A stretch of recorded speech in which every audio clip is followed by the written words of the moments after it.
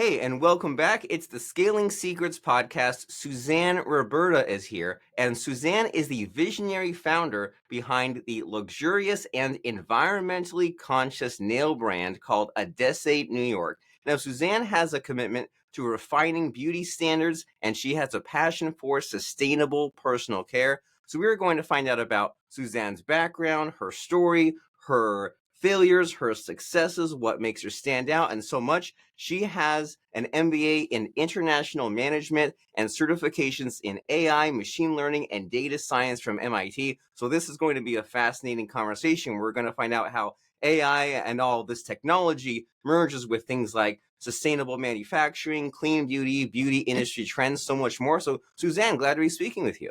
Hey, Robert, it's great to be here. Thank you so much for having me. Glad to have you. And so I introduced you a little bit, but in your own words, what are you all about? What makes you stand out? I actually come from years of skincare and color cosmetics, product development in the beauty industry, making products for brands like Estee Lauder, Revlon, and Avon.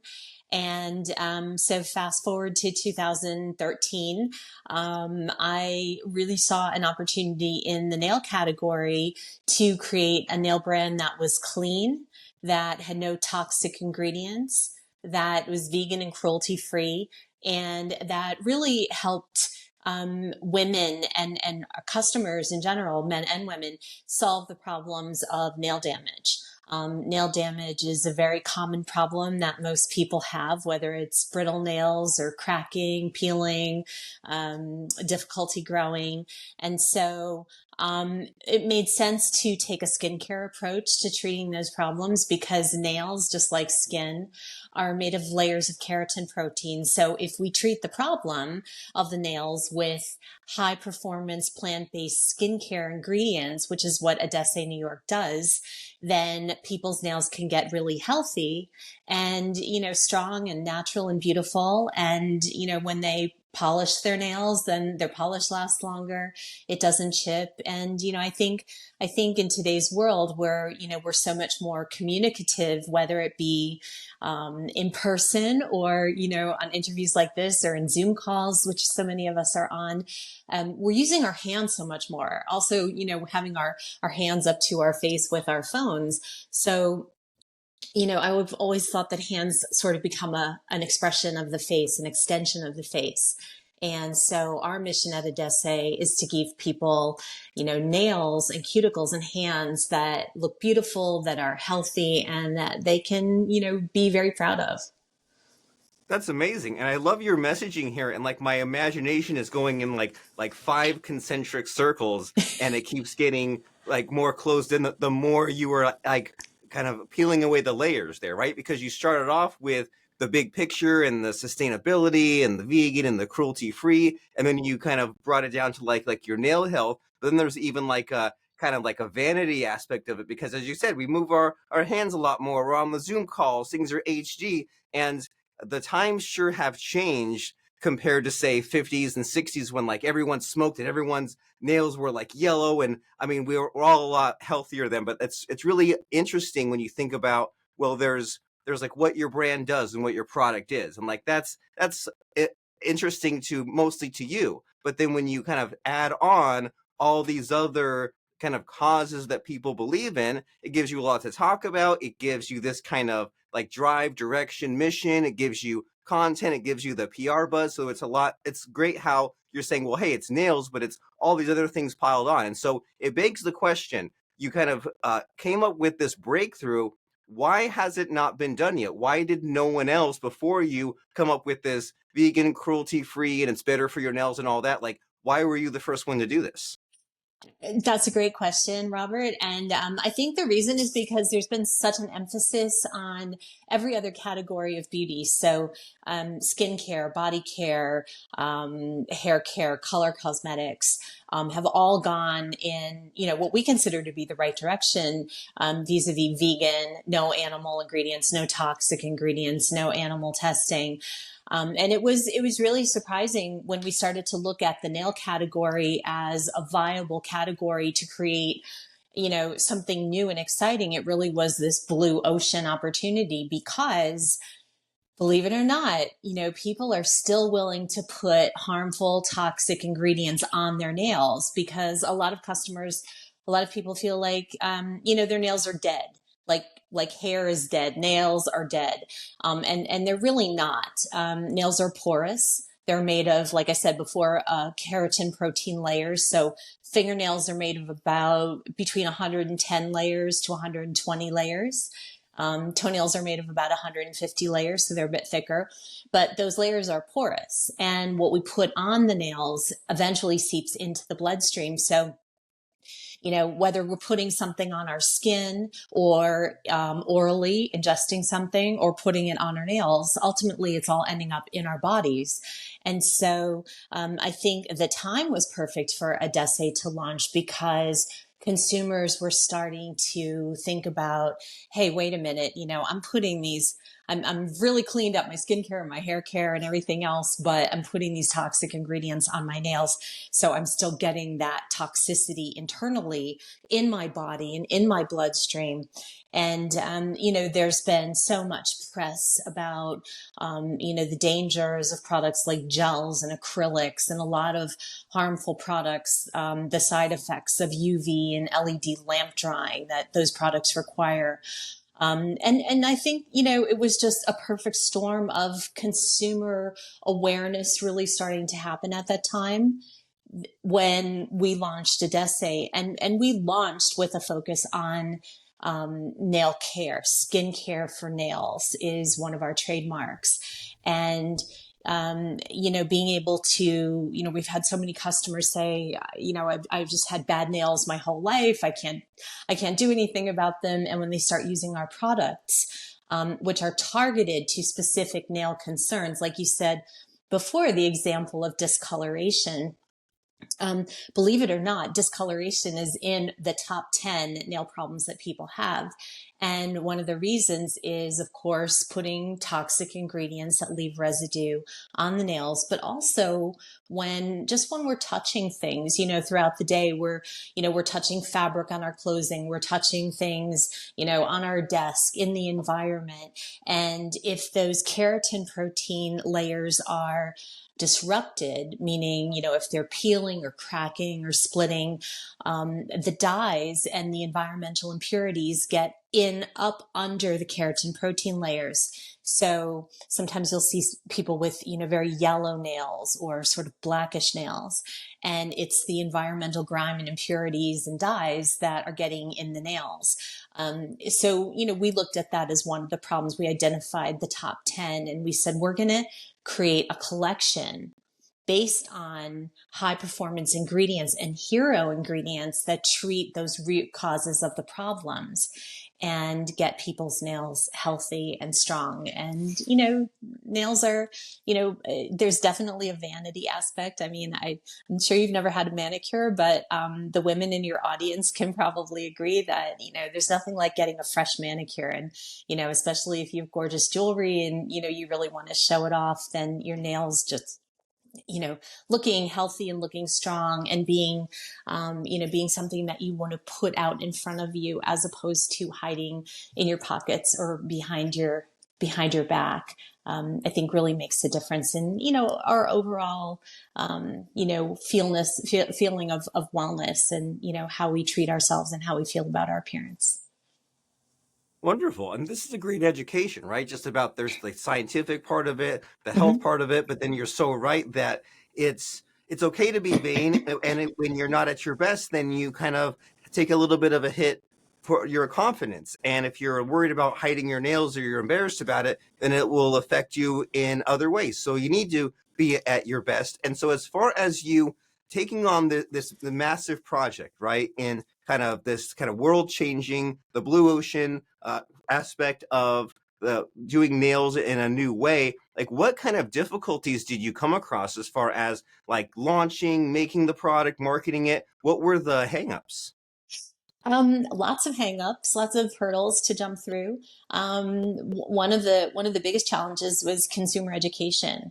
Really getting consumers to understand that nails are nails are porous, and what we put on them, like I said before, does get into our bodies. And so, that was a huge opportunity to educate consumers. And, fortunately for Adesse, consumers were already in the mindset of using cleaner, healthier, non-toxic products. So really all we did was bring it down to the ends of the hands and say, hey, you're already doing this for your skin, for your hair. Let's just keep it going down to your hands. And so when we related it to other beauty routines that people were already doing, they really understood it. So that was a challenge and an opportunity.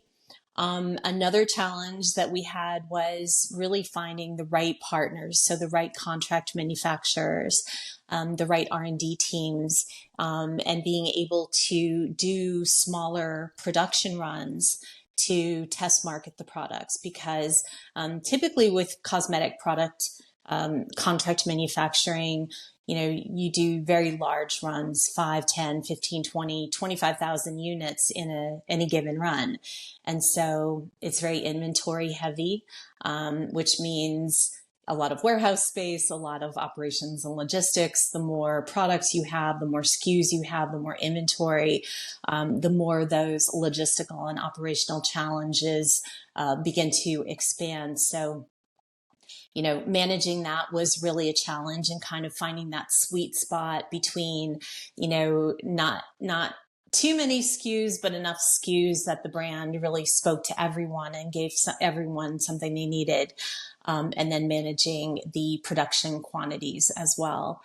But we've done great. We've been so fortunate that we launched the brand, I think at the right time, when consumers really were looking for that alternative of being able to have something clean for their nails, put something healthy on their nails, and also have the opportunity to do it themselves. Adesse is really designed as a do-it-yourself brand. So if you don't want to go to a nail salon, you can do it at home. So I feel like we've really, served the consumer in so many ways by some of the challenges that we met behind the scenes. And then, of course, the big challenge that every entrepreneur faces is funding, finding capital to expand the business, scale the business, buy inventory, launch on QVC, which we did in 2020. So that also was a challenge as well.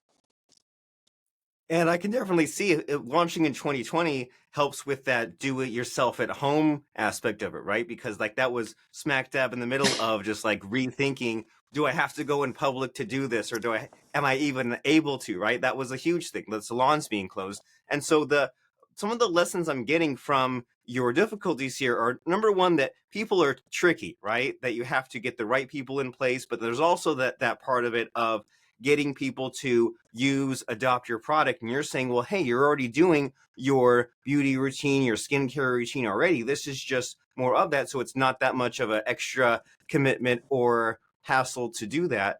And also that part of trying out the smaller SKUs, like that's always a lesson I forget and remember is, how do you eat an elephant one bite at a time? So whenever I have some huge problem in front of me, I'm just like, well, how can I do this a little bit, or get started, or do a quick proof of concept trial run and prove that it works? And then the next step is not as drastic or scary or just daunting to do. And so what's really cool about you and your background is this AI, machine learning, data science background. So can you tell us about that, and how does it apply to what you're building?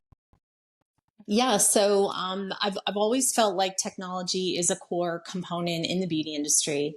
From the start, and I actually have a technology background as well, and so the right technology with the right ingredients and the right manufacturing capabilities really can make superior products that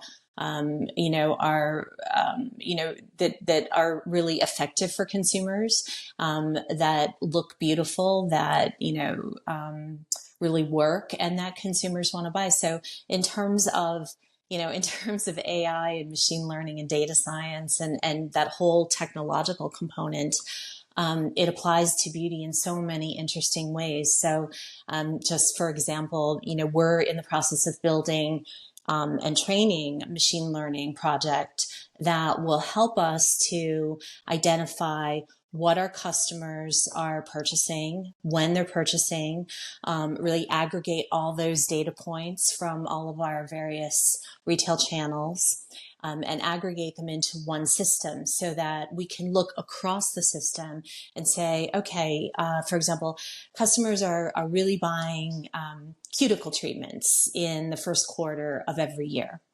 And they're buying them in these markets, they're buying them on these channels, and they're buying these types of products.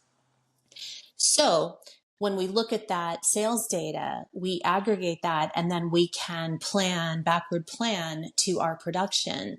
So one of our goals is to always keep our inventory as lean as possible because, like I said before, more inventory just expands the operational and, the operational requirements for the company and for the brand. And so we try to keep the inventory very lean and manageable. So if we know that consumer behavior and those consumer buying patterns in advance through our AI and our machine learning and the data systems we build, then we can pre-plan our production to say, hey, we're going to be very heavy on cuticle treatments, 3 to 6 months out before the first quarter, so that 6 months from first quarter we're planning production, we're getting on the lines, we're getting the ingredients ordered, we're ordering all the components, and that we're ready to run the production so that they're hitting the stores at that peak selling time. So that's just one example of where AI and machine learning and data science is really applicable in the beauty industry. Another really great example is predictive modeling. So whereas beauty companies typically will do, like in our company, we do a product profile. So we say, okay, we're going to create a nail serum that is specifically targeted to anti-aging, and it's going to strengthen, defend, and brighten the nails. And so we write a product profile. We identify who that customer is. We identify the key ingredients. We identify things like the packaging and the fragrance and all of that. And then we create it. We physically create it in the lab. We run a pilot batch production. So we put out a few hundred or a couple thousand units and we market test them.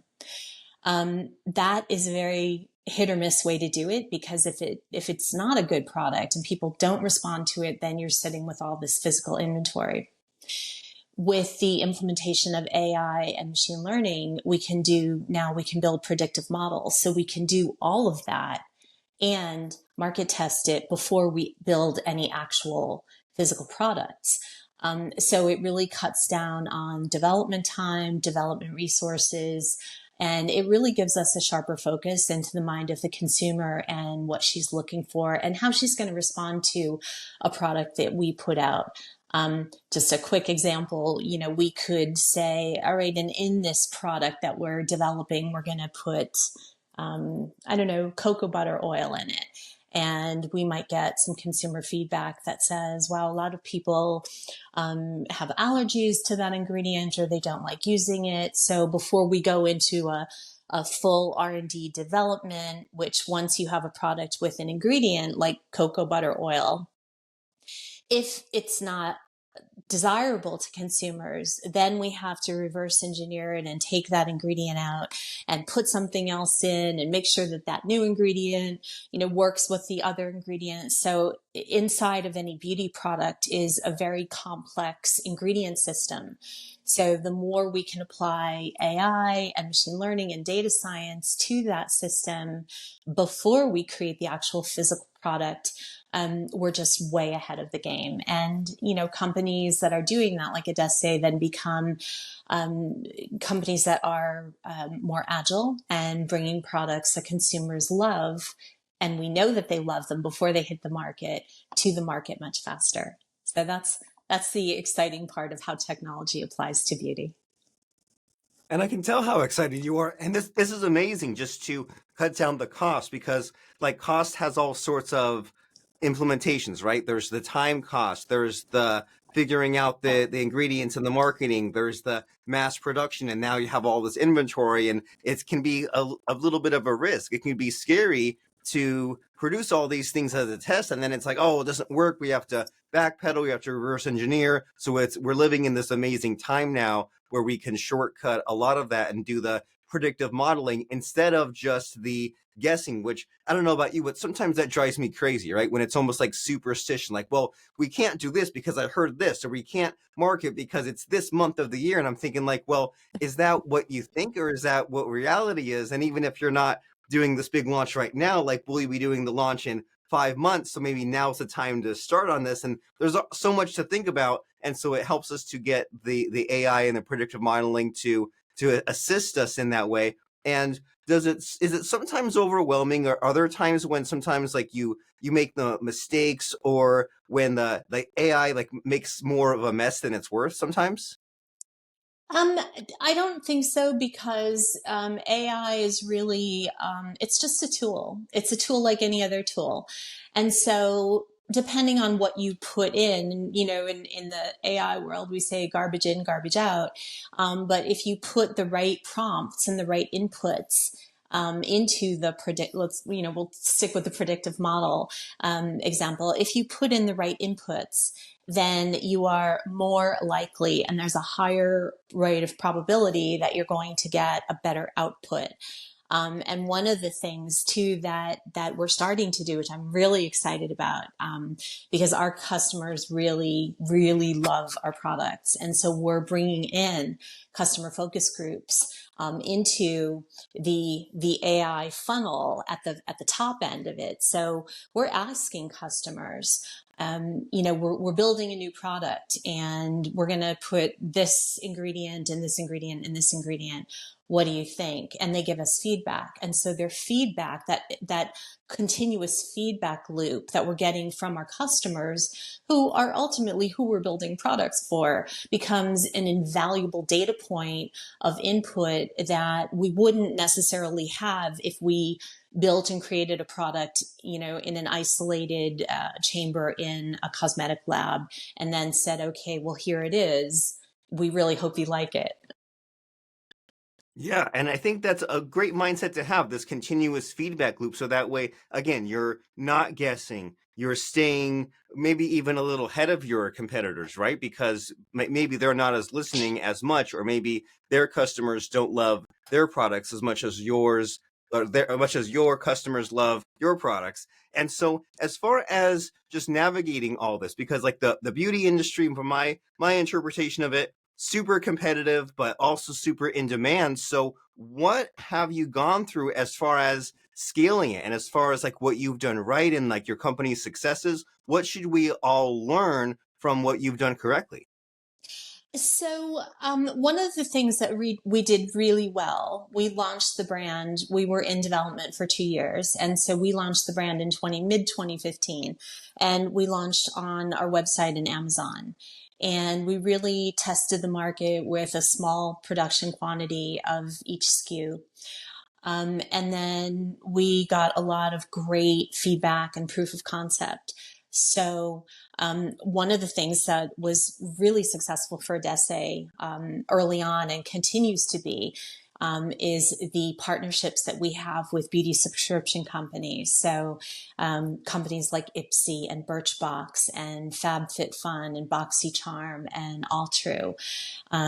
We do a lot of product launches through those channels, and their subscribers are always excited to get new products and be the first to try new products.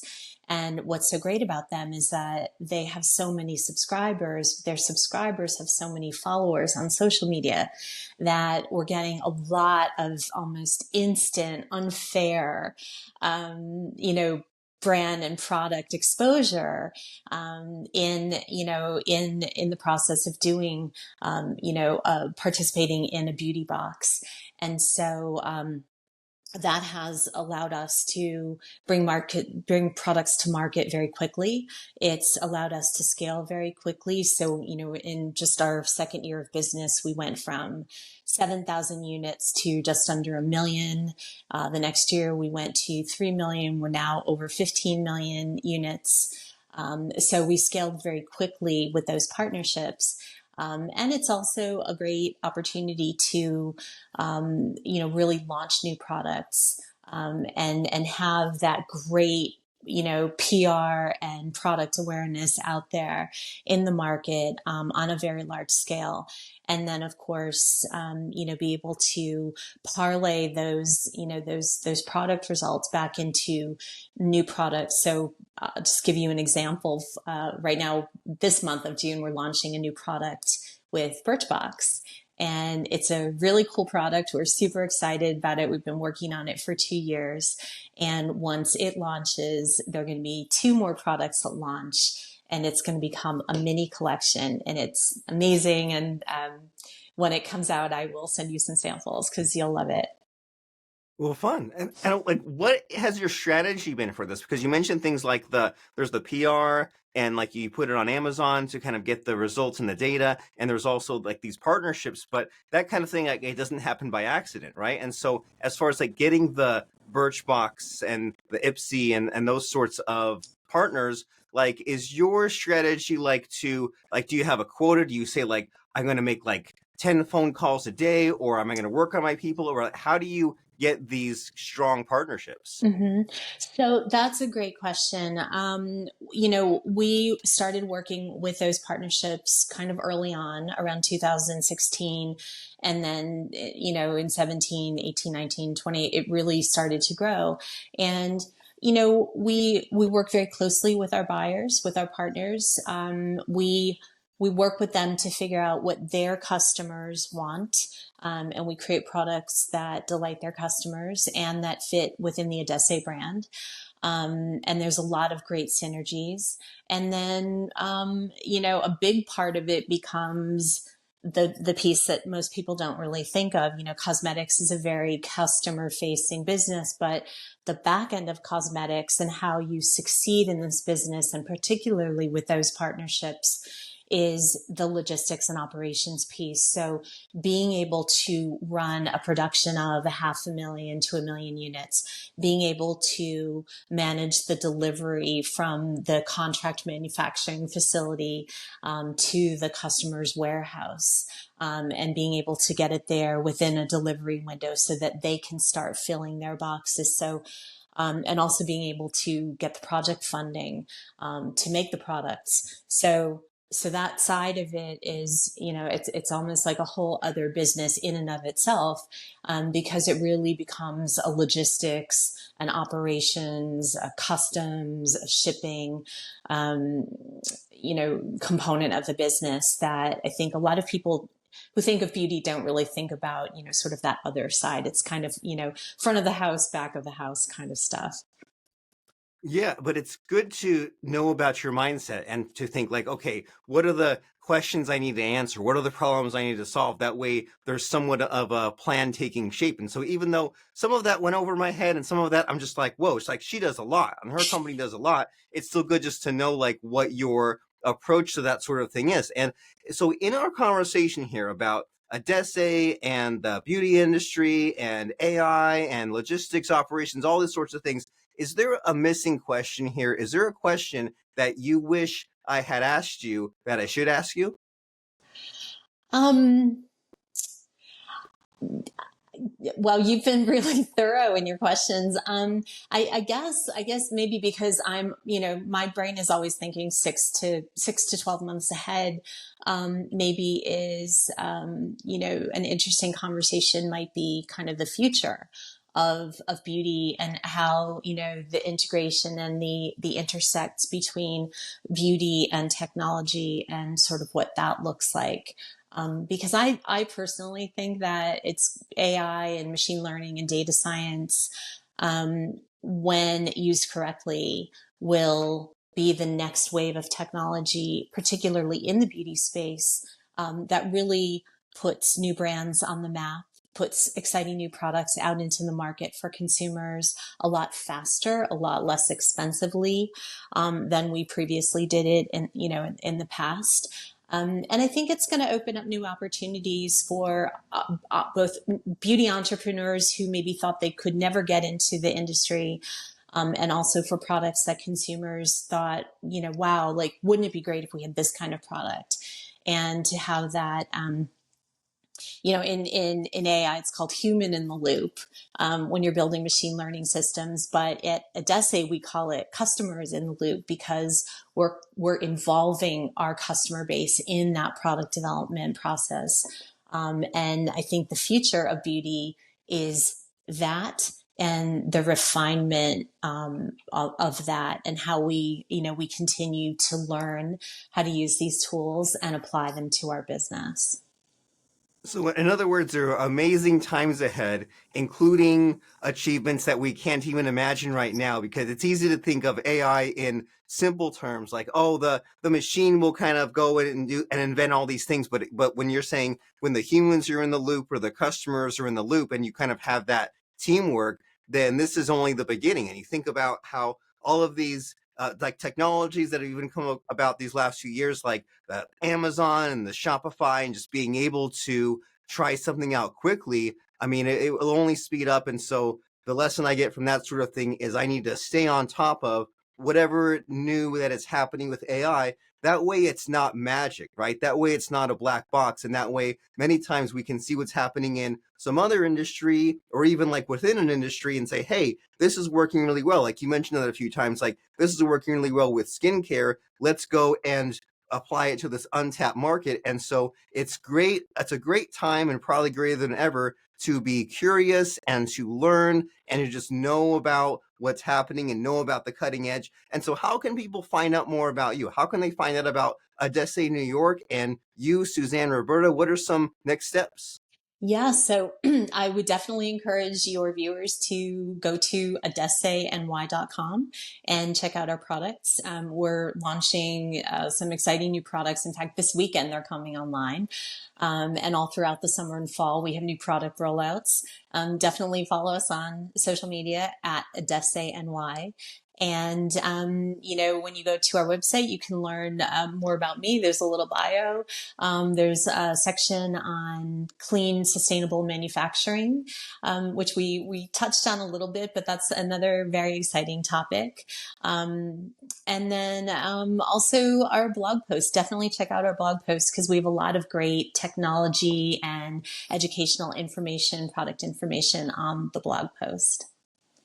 Very cool. So AdesseNY.com. That's ADESSENY.com, and AdesseNY on social media. And it's really inspiring, Suzanne, just to hear about you keep saying these things like we've been working on this product for 2 years or putting out this new product, like you're always on the move. And I think that's really helpful and important for us to keep in mind. So AdesseNY.com is the place to go. And as we're wrapping up our conversation, I like to stump my guest a little bit and ask for a fun quote or lesson just to really like end this conversation on a high note. So it's stump time.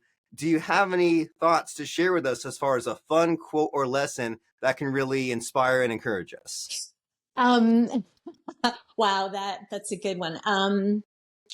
Yes, contract manufacturers are like melons, and I'll tell you why. Um, when you go into a grocery store to pick out a melon, they look beautiful on the outside, but you don't really know what they're about until you get them home and cut them open. So if you're a beauty entrepreneur, or if you are someone aspiring to be, and you're looking at the space of contract manufacturing, they will be your absolute best friends and partners. So make sure that you find one that is a good fit, and that you really get to know them, and that you create a partnership that is really focused on mutual success and long term, because when the brand does well, the manufacturer does well, and vice versa. So that would be my parting advice to your viewers on that subject. That is wise advice. I love the melon visual, and we need to take this seriously and we need to succeed. And if you want to know more about Suzanne Roberta's brand, Adesse New York, go to ADESSENY.com and click around and find out about what she's talking about as far as the sustainability and manufacturing aspect, as far as all those exciting products that she has going on. Adesse NY, Suzanne Roberta, wonderful speaking with you. Wonderful speaking with you, Robert. Thank you so much for having me on.